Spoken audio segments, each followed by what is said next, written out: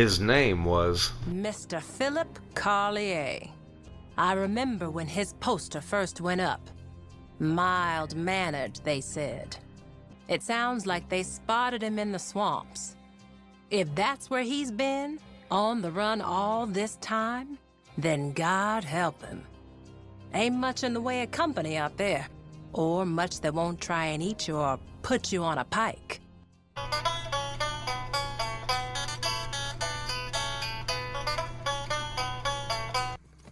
You're here.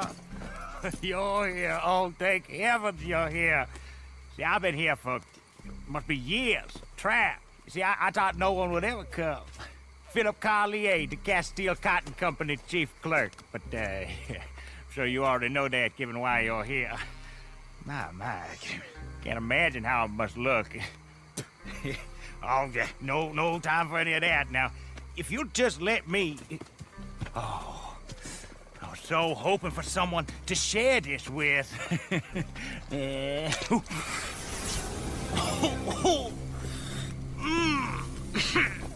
Comes on rather strong the first time, does it not?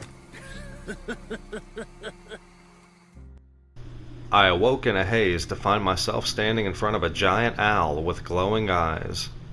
Not wanting to ask too many questions, I decided to just go for a walk to clear my head. But I soon realized something wasn't quite right. Nights in white satin, never reaching. As I turned around, I saw Philip running at me, but when I went to grab him, and no matter what I tried, I just couldn't get a hold on him. Here I go again. I eventually stumbled my way to a small town, but upon further inspection I realized it was inhabited by swamp people. So after making friends with them, I ran into Miguel, who introduced me to his new friend. And after everybody was introduced properly, we ventured off further into the swamps to find Philip. But the only thing we found out there was more swamp people. Until we heard a man's voice off in the distance, and as we got closer we realized we had found Philip. Oh, the night folk will get you before you can get me.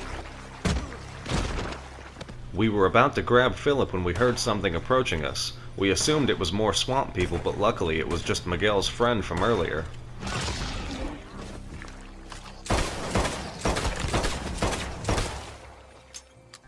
Once that was taken care of, we grabbed Philip, and after murdering the rest of Miguel's friends, we loaded Philip up so we could get the hell out of the swamps. How you feeling? Yes, quite. No, I'm not ready to go to jail. Rehabilitation might be beyond them, but we may hope. We pay on receipt of goods, so there you go. The next morning we were sent to investigate a small cabin in the middle of the woods. But as we got inside, things took a bit of a turn.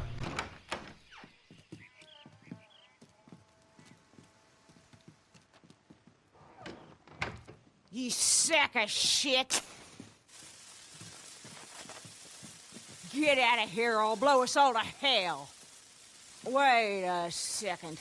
You under them breakouts from Siska, ain't you? Oh, hell, why didn't you just say so?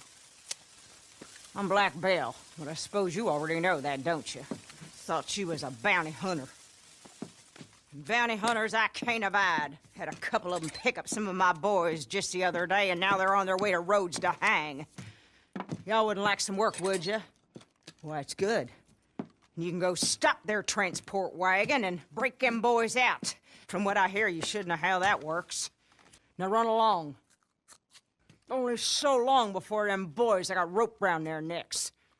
After leaving our bounty to finish our meal, we went to go rescue our friends from prison transport. Keep clear. But the men guarding them didn't realize how persuasive I could be.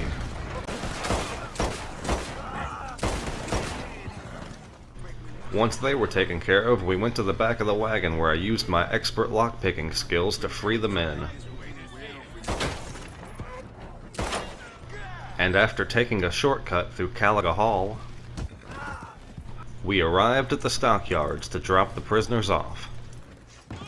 But when we got inside, I saw there was a man standing there waiting for us, so I decided to ask him a few questions. But this guy would not fold easily. So I took my interrogation to the next level. But no matter what I tried, I kept getting the same results.